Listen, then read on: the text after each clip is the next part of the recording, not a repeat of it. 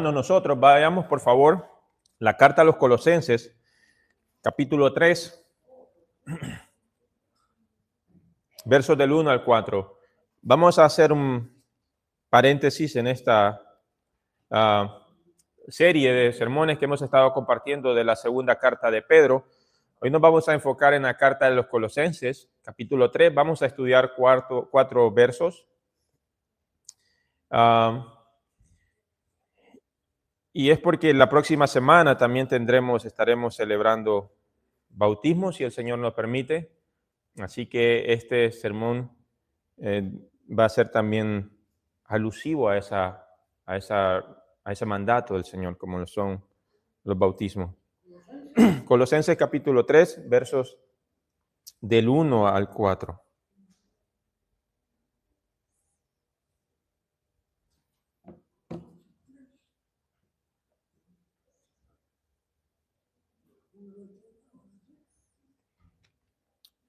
Mis hermanos, en nuestros días solemos distraernos con múltiples cosas. La llegada de la tecnología con todas sus ventajas también ha traído un poderoso distractor. No solo me refiero al teléfono celular, como ustedes pues, se han dado cuenta. Es que nuestra sociedad pudiera ser comparada a una monstruosa maquinaria que demanda ser lubricada con todo tipo de entretenimiento y para todos los gustos. Tenemos en nuestros días muchísimos medios de streaming. No necesita esperar a cierta hora del día para ver su programa favorito, como solía ser así hace unas 2 o 3 décadas para atrás. Usted hoy en día se puede sentar y, valga la redundancia, de una sola sentada, usted puede ver su serie favorita o sus películas favoritas por mucho tiempo. Esto añade un problema, mis hermanos, a nuestra sociedad. Y es que todo esto puede funcionar como distractores para realizar nuestras tareas y nuestras actividades diarias. Pero existen cosas, hermanos, que pueden distraernos de cosas más importantes en nuestra vida. Cosas que pueden ser distractores que nos alejen de la verdad del Evangelio revelado en las Sagradas Escrituras. Cosas que evitan que nuestra alma sea anclado en la verdad de la palabra de Dios.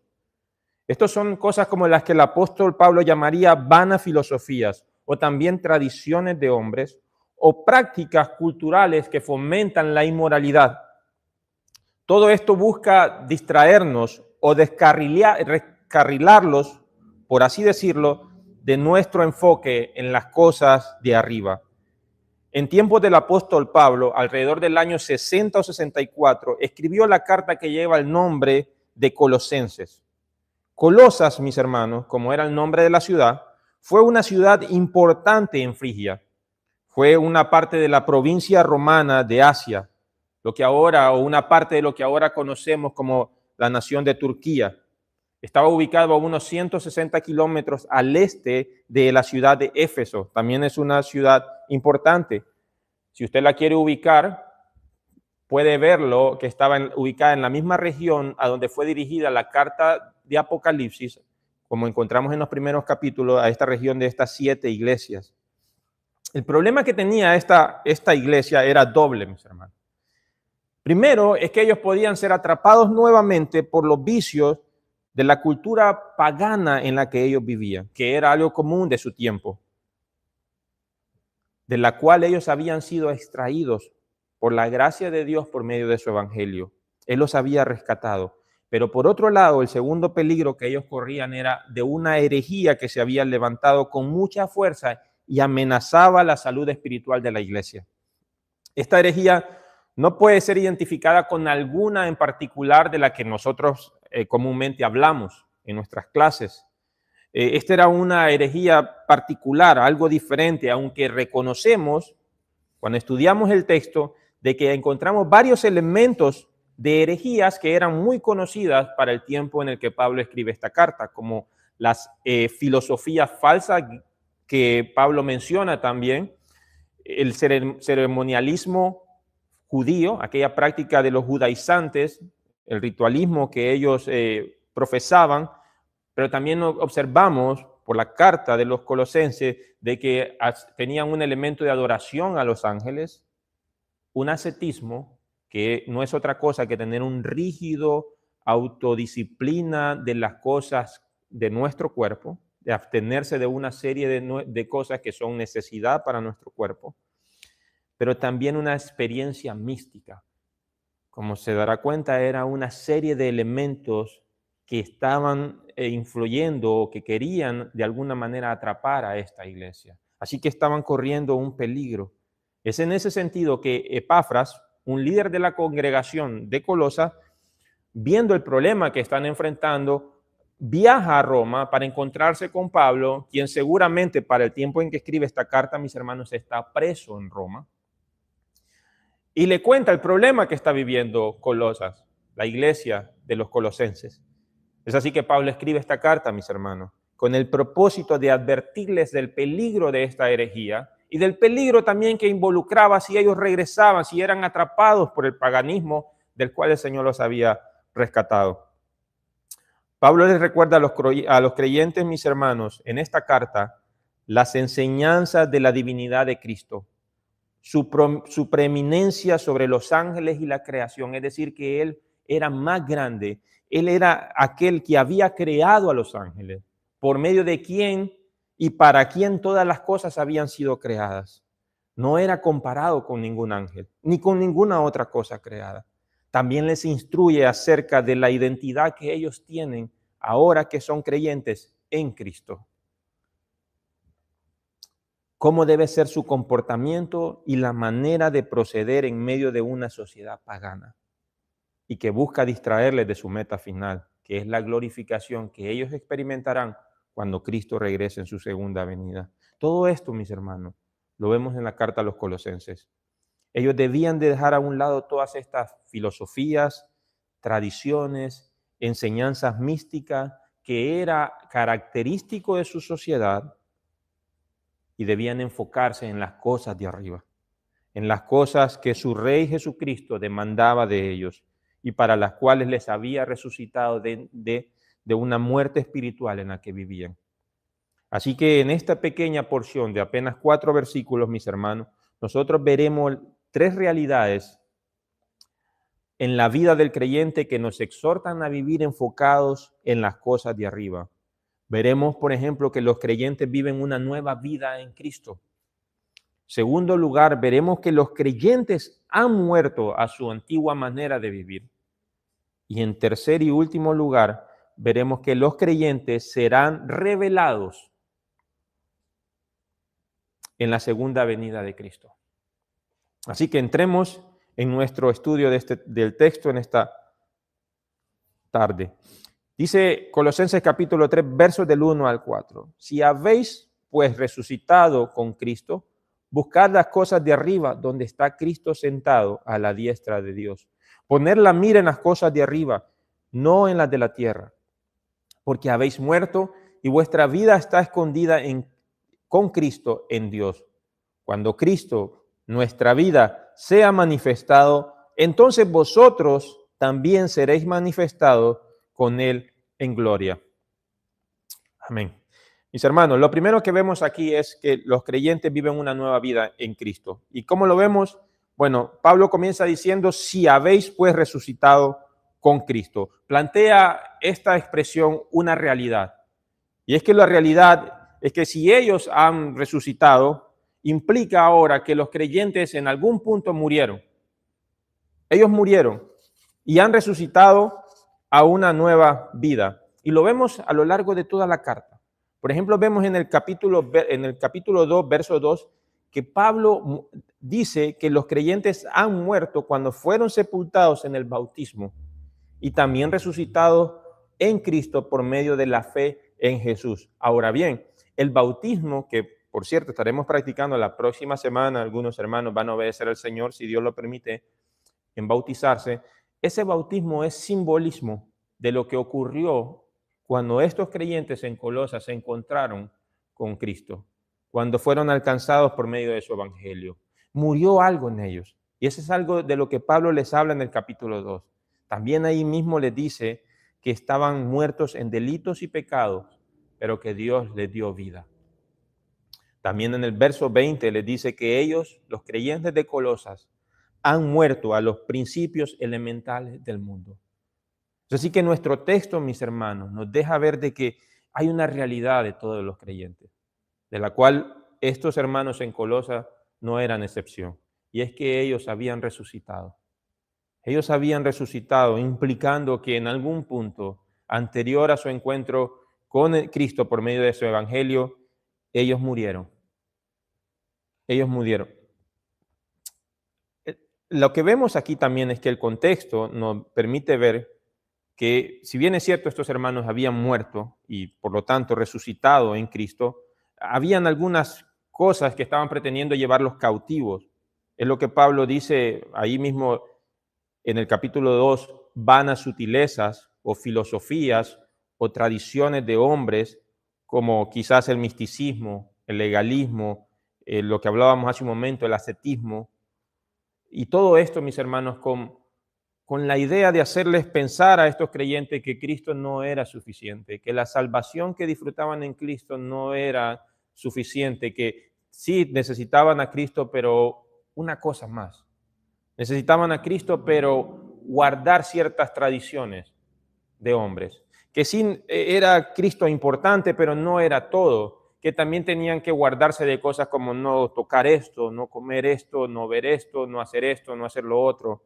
Pero también tenían que practicar una especie de legalismo. Quizás no eran, Cristo es importante, pero también deben de guardar la circuncisión, decían los judaizantes.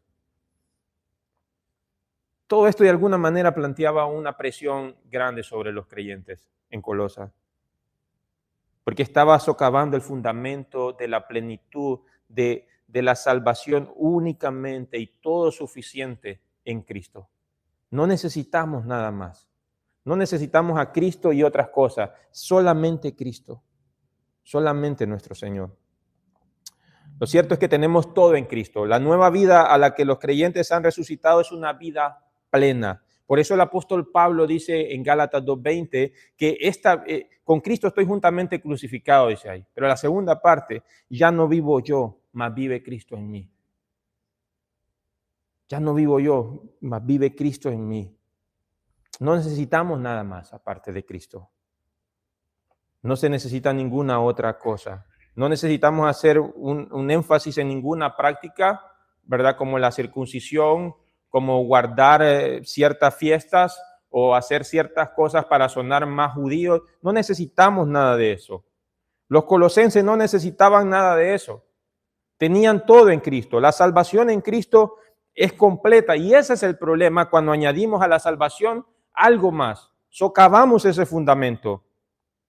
Es como si dijéramos, no está completo en Cristo nuestra salvación. Necesitamos algo más. La realidad de la que el apóstol habla aquí, mis hermanos, es que los creyentes han resucitado a una nueva vida. Como lo dice él también en 2 de Corintios 5:17, que de modo que si alguno está en Cristo es nueva criatura. Las cosas viejas pasaron y aquí todas son hechas nuevas. Ya no puede vivir como vivía antes. Estaba muerto antes, en delitos y pecados. Y ahora, por medio del Evangelio, Cristo le ha dado vida. Le ha resucitado a una nueva vida. Estoy hablando en un sentido espiritual. Le ha dado nueva vida. Ya no puede ser como un cadáver. Ya no puede estar en ese estatus. Ahora es una persona viva, que respira, que come, puede caminar, puede obedecer las instrucciones de su Señor que lo ha resucitado. En ese sentido, posee una nueva vida y el creyente, para Pablo, debe de ser consecuente con esa realidad. Si tiene una nueva vida, vive de una manera diferente. Los colosenses, antes de conocer a Cristo, vivían en una cultura pagana. Era lo que conocían, crecieron allí. Así fueron educados y así fueron enseñados. Conocían seguramente la filosofía de los griegos, de su cultura. Ese era el entendimiento. Vivían dando adoración a dioses paganos. Vivían en fiestas inmorales con algún sentido religioso. Era lo que ellos conocían. Pero ahora que habían sido traídos a la luz del Evangelio, debían vivir en consecuencia a una nueva realidad, y es que habían resucitado a una nueva vida. Por tanto, Pablo les dice, ya que han resucitado, busquen o buscad las cosas de arriba, donde está Cristo sentado a la diestra de Dios. Poned la mira en las cosas de arriba, no en las de la tierra. Y vea que el primer imperativo que vemos ahí es el verbo buscad. Pero buscad aquí no tiene el sentido de buscad para encontrar, sino más bien buscad para obtener. No es como que busca encontrar algo nada más, es obtener algo. Es en ese sentido que utiliza este verbo acá, de buscar para obtener algo. Y en este contexto es las cosas de arriba. El creyente debe buscar las cosas de arriba. Su énfasis, su enfoque en esta vida, en esta nueva vida, deben ser las cosas de arriba. Y si no fuera suficiente, añade otra expresión, dice poned ahora. La mira es una sola palabra en el original y podría traducirse como pensar o tener cierta disposición interior hacia las cosas de arriba. Es algo que es una actitud constante que los creyentes debían practicar de acuerdo a Pablo. Les dice a los colosenses, miren, busquen las cosas de arriba, obtengan las cosas de arriba, piensen en las cosas de arriba, mediten. Tengan una disposición en su corazón hacia las cosas de arriba.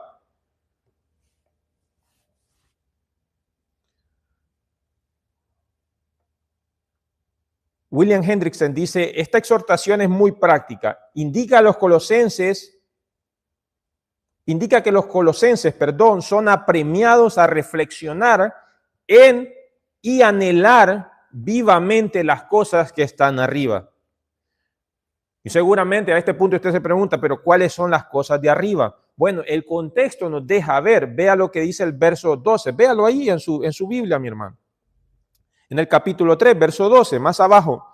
Entonces, como escogidos de Dios, santos y amados, revestidos de tierna compasión, de bondad, humildad, mansedumbre y paciencia, soportándoos unos a otros y perdonándoos unos a otros.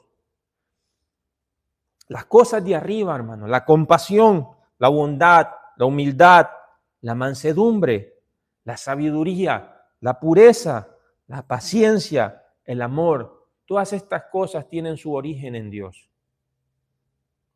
Pablo invita a estos creyentes de Colosas a vivir su vida terrenal, porque están vivos, están viviendo en el mundo, pero que la vivan, con un enfoque en las cosas de arriba, en las cosas celestiales, que pongan su mirada en un reino espiritual. Esto implica que este mundo, mis hermanos, con todos sus acontecimientos y aspectos, deben de ser vistos a la luz de la realidad del reino de Cristo. Déjenme explicarlo de otra manera. Cada cosa en este mundo para los creyentes debe de ser vista a través de las cosas que son reveladas en la palabra de Dios. Como si se tratara de unos lentes. ¿Por qué usan lentes las personas? Para poder ver más claramente, para leer de una manera más clara, para tener un acercamiento, poder distinguir bien las cosas. Bueno, en un sentido espiritual, nosotros debemos ponernos para ver cada cosa de nuestro entorno, de esta vida, cada acontecimiento de este mundo, verlos a través de los lentes de la palabra de Dios. Cada cosa debe ser filtrada o vista mediante la perspectiva del reino de Cristo. Cada cosa.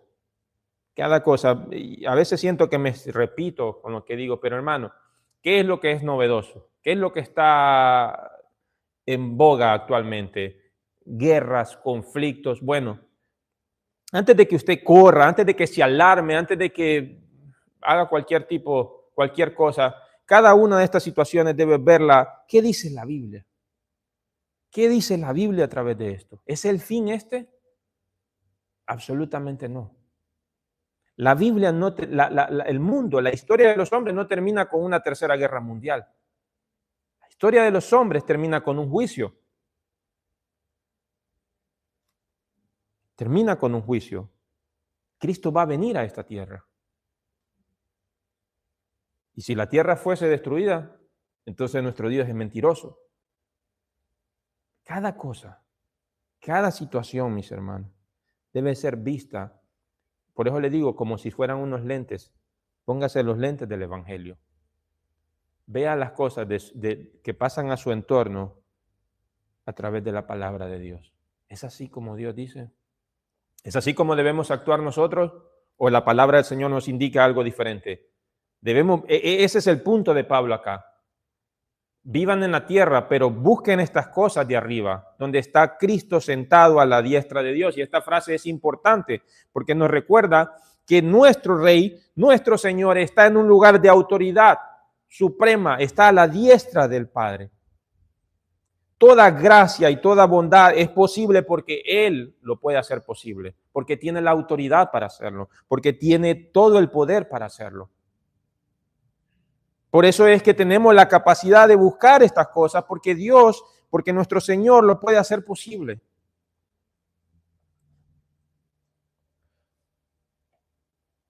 Cada cosa, mis hermanos, debemos verla desde esta perspectiva. Y en segundo lugar, mis hermanos,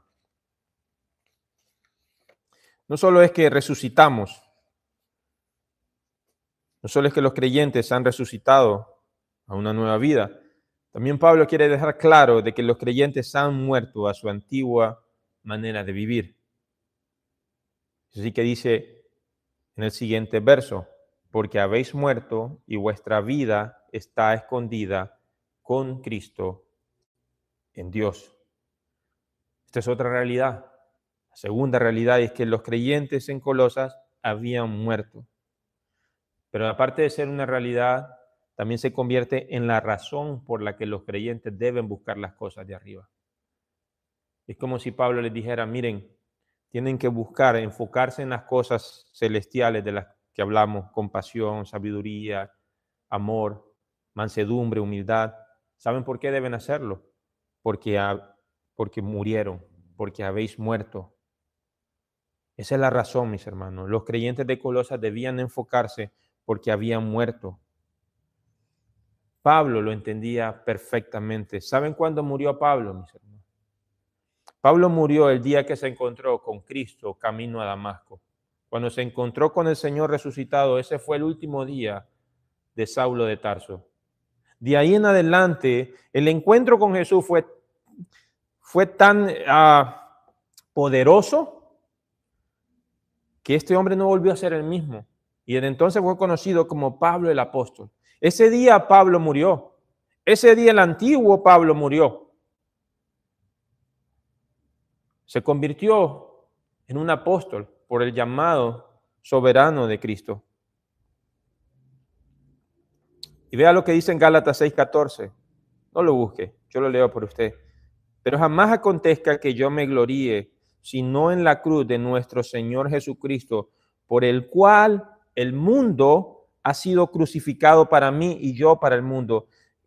Para Pablo el mundo había muerto. Para Pablo el mundo había muerto y el mundo ya no tenía ninguna función, ninguna fuerza sobre él en ese sentido. Lo mismo encontramos en 2 Corintios 5:17, cuando dice que de modo que si alguno está en Cristo, nueva criatura es. Las cosas viejas pasaron, he aquí todas son hechas nuevas. Pablo murió.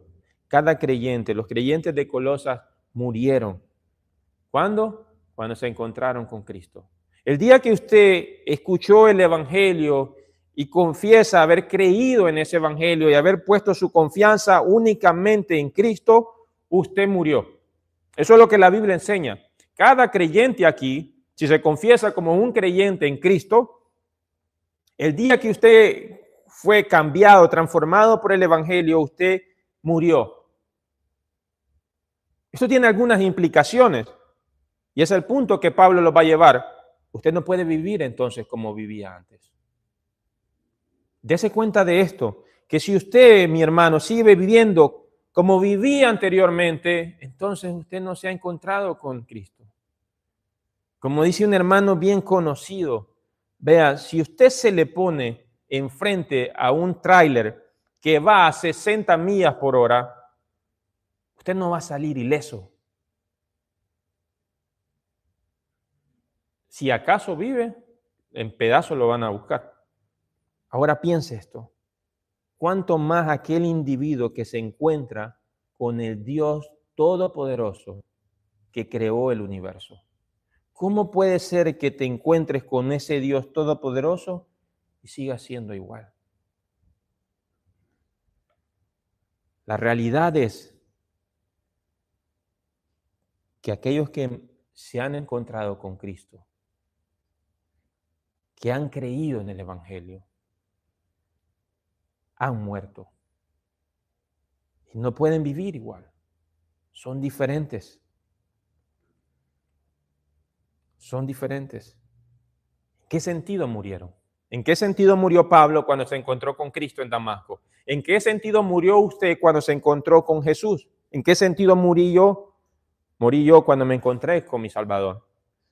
Bueno, recuerde lo que la Biblia dice. Y déjenme explicarlo, quiero explicarlo lo más claro que pueda. No me quiero confundir en esta parte o confundirlos a ustedes. La Biblia dice que la paga del pecado es muerte. Eso significa de que el que peca debe morir. El alma que pecare ha de morir. Nosotros somos pecadores y merecíamos morir. Pero Dios, que es rico en misericordia y con este gran amor que nos amó, envió a Cristo, mis hermanos. Envió a su Hijo, nacido de mujer, como decían las Escrituras, se encarnó, tomó la semejanza de los hombres y vivió una vida perfecta delante de Dios y de los hombres. No cometió pecado, fue como un cordero inocente, criado para el día en que fuese crucificado, sacrificado por y en lugar de los pecadores. Cristo, el Hijo de Dios, murió por su pueblo, tomó el lugar de cada uno de aquellos que el Padre en su infinita soberanía eligió antes de la fundación del mundo. Cristo pagó la demanda de nuestros pecados, que era morir. Nosotros morimos, hermano. Cristo murió en nuestro lugar, pero como estamos unidos a Él, nosotros morimos en ese sentido, en el que el pecado ya no tenemos una deuda con el pecado. Ya no tenemos que pagar por nuestros pecados, porque ya alguien pagó. Por eso morimos. En ese sentido morimos. Como dice John MacArthur, hemos muerto al pecado en el sentido de pagar el castigo que éste trae. La presencia y la fuerza del pecado aún nos afecta, pero no puede condenarnos. La demanda del pecado era que debíamos morir. Pues escucha las noticias del Evangelio. Cristo murió por nosotros. Por eso estamos unidos a Cristo. Todo creyente, colosenses y todos aquellos que han confiado en Cristo están unidos a Él. De nuevo, es lo que Pablo se refiere en Gálatas 2:20. Con Cristo he sido crucificado. Yo estoy ahí también. Yo morí. Ya no vivo yo, por lo tanto, porque morí. El antiguo hombre, Pablo, Saulo de Tarso, murió, sino que Cristo vive en mí, dice a los Gálatas. Y la vida, que ahora vivo en la carne, la vivo en la fe, en el Hijo de Dios, el cual me amó y se entregó a sí mismo por mí. Esta vida que tenemos, la que vivimos en la fe, en el Hijo de Dios, es la gran diferencia. Esa es la gran diferencia entre un creyente y uno que no lo es. Estamos unidos a Él. Por eso la siguiente parte de este versículo dice no solamente que porque habéis muerto, sino que vuestra vida está escondida con Cristo en Dios. Vea las palabras ahí, con Cristo. Mírenlo ahí en su texto, con Cristo en Dios. Nuestra vida está escondida con Cristo en Dios. Los creyentes están unidos a Cristo por medio de una fe viva. Pablo lo dice también a los Corintios, allá en el capítulo 6, verso 17, dice, pero el que se une al Señor es un espíritu con Él. Hay una vida en común que vivimos con Cristo. Él pagó por nuestros pecados. Estábamos nosotros allí con Él. Él estaba muriendo en lugar de nosotros, para que ahora nosotros también podamos tener esta relación con Él, en la que su justicia es puesta a nuestra cuenta. Pedro también lo dice en la segunda de Pedro, en su segunda carta, en el capítulo 1, verso 4, dice que se nos ha concedido sus preciosas y maravillosas promesas, a fin de que por ellas, es decir, por estas promesas preciosas y maravillosas, lleguemos a ser partícipes de la naturaleza divina.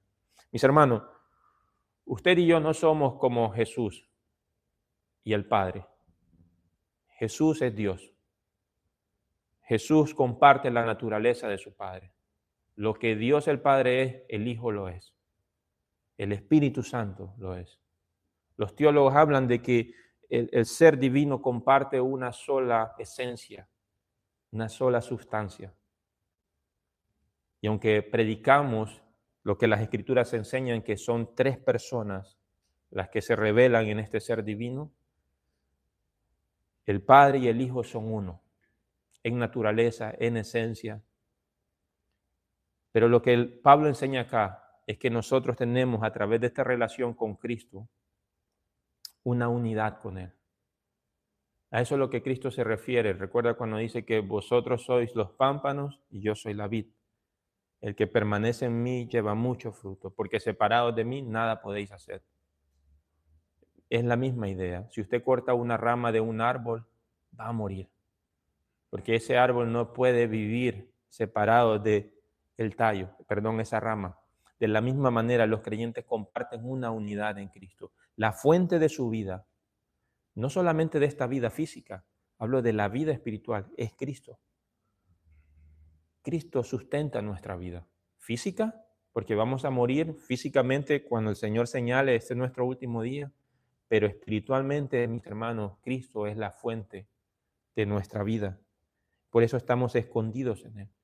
Pero no solamente en ese sentido es que estamos escondidos, en el sentido de que compartimos unidad con Él, también estamos escondidos en Él, significando esto que los creyentes aún esperan una manifestación de lo que son.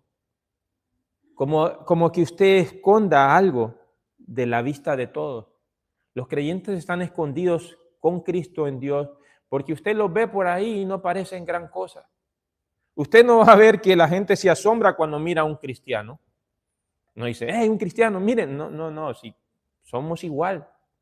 No hay diferencia alguna. Van por ahí. Es más, muchos cristianos en muchas partes, y quizá usted lo puede experimentar en su trabajo, no lo sé, son despreciados, son tenidos en poco. A veces los cristianos que buscan las cosas de arriba, en particular la mansedumbre, la humildad, la compasión, son vistos con desprecio, como tontos, como ingenuos, como ignorantes, porque están escondidos, hermano, porque no se ve qué es lo que son todavía. Es más, muchos creyentes no saben la gran herencia y la bendición que tienen en Cristo, porque están escondidos en Él. Pero también estar escondido en Cristo significa, mis hermanos, que están seguros por la eternidad. Todo esto en esa pequeña expresión. Vuestra vida está escondida con Cristo en Dios. Hay unidad, hay una vida de la cual nosotros dependemos, de la cual Cristo es nuestra fuente, pero también estamos escondidos en Él porque no se ve a ciencia cierta. ¿Qué gloria tienen estos cristianos? ¿Qué honor? No se ve. ¿La herencia? ¿Que ellos van a ser los que van a gobernar el mundo con su Señor? Eso no se ve, está escondido.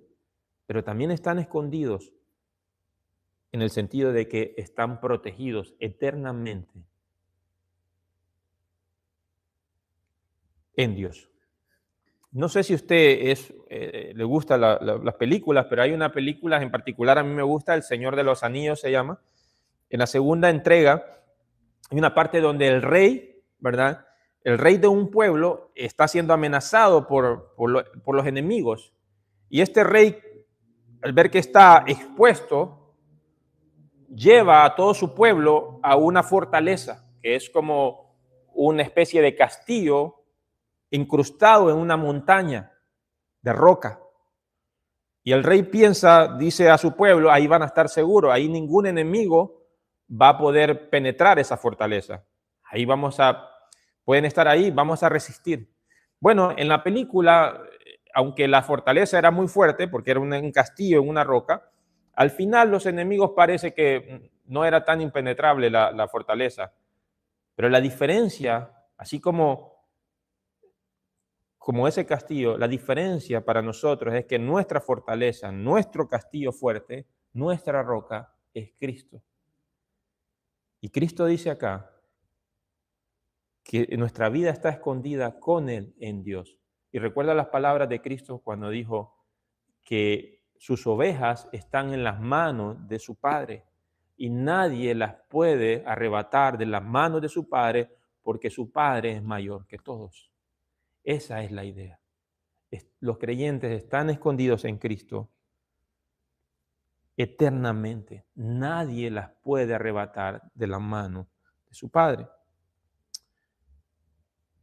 Claro, mis hermanos, los hombres naturales no pueden ver esto, porque las cosas espirituales se disciernen espiritualmente.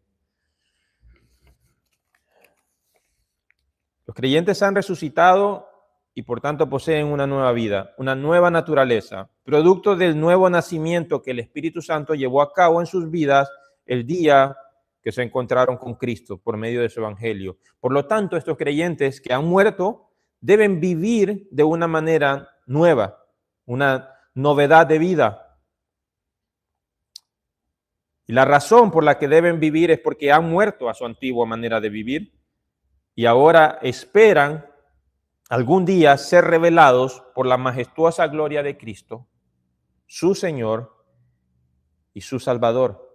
Y esto me lleva a mi último punto, nuestro último punto en esta tarde. Y es que los creyentes serán revelados en la segunda venida de Cristo. Le dije hace un momento que los creyentes van por ahí, o usted, que es un creyente, va por ahí en medio de la sociedad y como diríamos en mi país, muchas veces no olemos ni yedemos. No representan nada. Nadie se sorprende porque va un cristiano por ahí. Pero en el futuro, dice Pablo, cuando Cristo, nuestra vida, sea manifestado, entonces vosotros también seréis manifestados con Él en gloria. La idea, mis hermanos, es que, primero es que Cristo es nuestra vida. Él es la fuente de nuestra vida. Él es todo para el creyente aquí. Y los colosenses debían saber que en el futuro, cuando Cristo regresara, entonces iba a ser revelado, iba a ser manifestado, significa ser revelado lo que ellos son. Cuando Cristo regrese será manifestado la gloria del Señor. Todos aquellos que despreciaron a Jesús, todos aquellos que no creyeron, todos aquellos que se burlaron de Jesús, absolutamente todos verán con sus propios ojos la manifestación gloriosa del Hijo de Dios. ¿Quién era en realidad Jesús? El Rey Todopoderoso. Y aunque será muy tarde para algunos, la idea de Pablo acá es que Cristo va a ser manifestado y con él también los colosenses, porque el Señor vendrá con ellos y todo ojo verá que estos que fueron menospreciados quizás en su contexto, en su cultura, ahora vienen con el Rey de Reyes y son parte de su pueblo. Y se verá lo que ellos son, la naturaleza de ellos. La idea, mis hermanos, es que Cristo es la fuente y el modelo de vida del creyente. Era un pensamiento que permeaba a Pablo constantemente.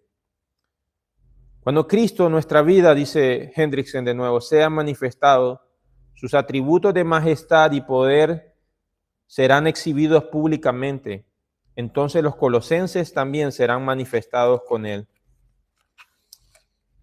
Eso debe traer esperanza, porque los creyentes son, en otras partes, hermano, asesinados, perseguidos, humillados por la causa de ser hijos de Dios, por la causa de llamarse cristianos y confesar a Cristo como su único Rey.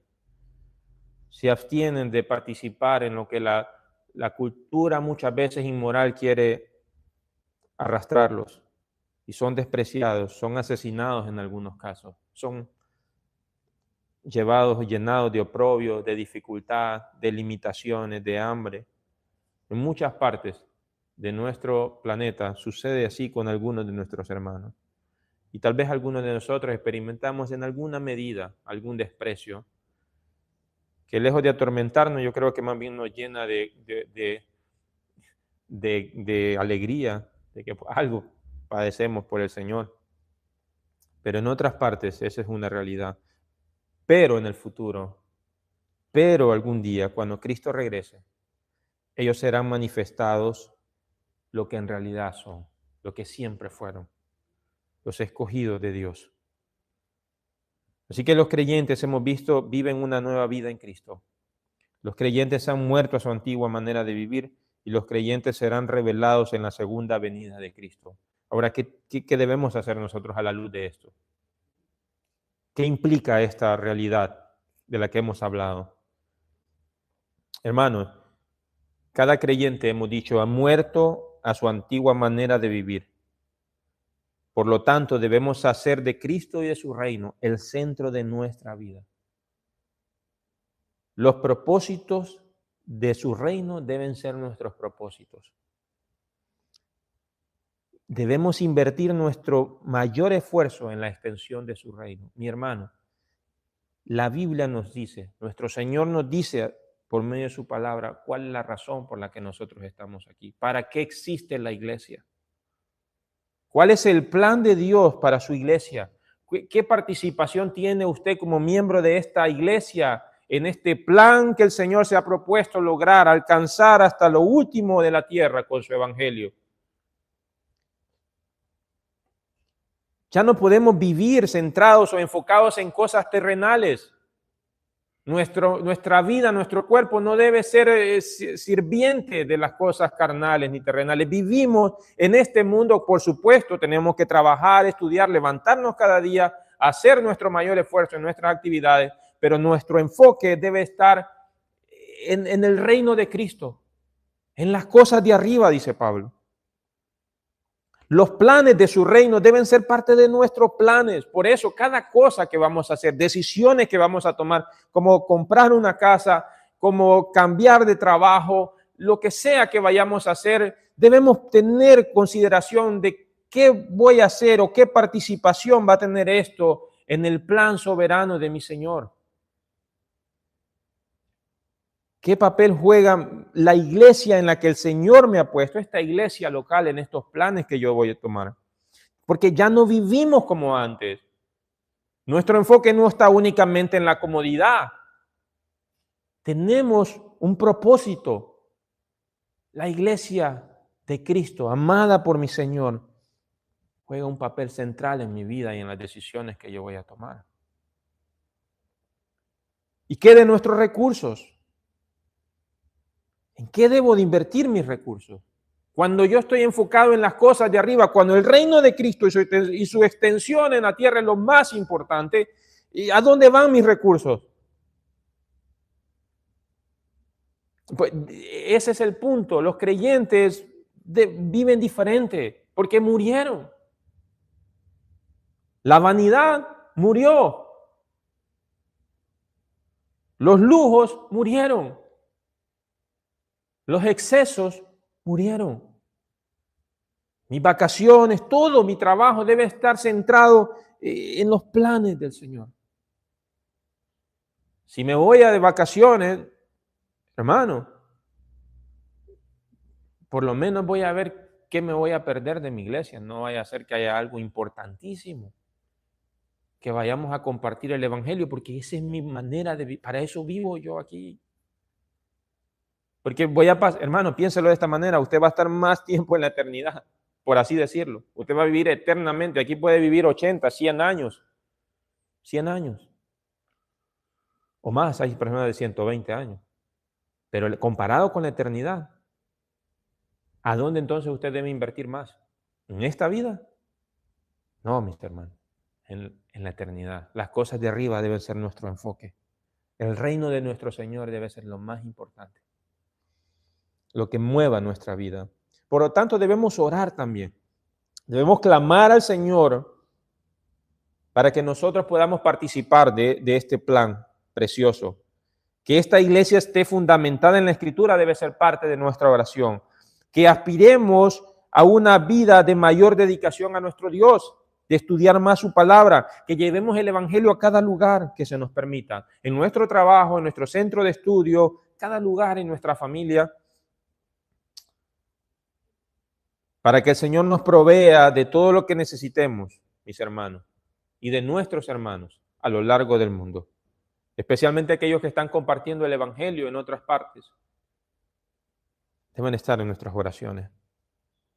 Y no solo en nuestras oraciones, debemos pensar cómo podemos ayudar, cómo podemos unirnos en este esfuerzo. Hermanos, estamos en este mundo, pero no somos del mundo. De hecho, hemos muerto a este mundo y a sus principios. Los principios que rigen este mundo, como por ejemplo, aspira a ser poderoso, aspira a ser influyente, aspira a ser de esto y de esta otra manera. Ya no vivimos de esa forma, morimos a esos principios. La riqueza, la fama, el poder de este mundo no deben ser la motivación del creyente. Morimos a los principios de este mundo. Y finalmente, mis hermanos, debemos anhelar el retorno de nuestro Salvador, porque entonces va a ser manifestado Él, pero su pueblo también. Cada uno de ustedes verá las maravillosas y las gloriosas bendiciones que tenemos como herencia en Cristo cuando Él regrese. Anhelamos ese día. Soñamos con el día que podamos, hermanos, de nuevo vernos en la gloria, abrazarnos en la gloria y saber que finalmente nuestro Señor está allí con nosotros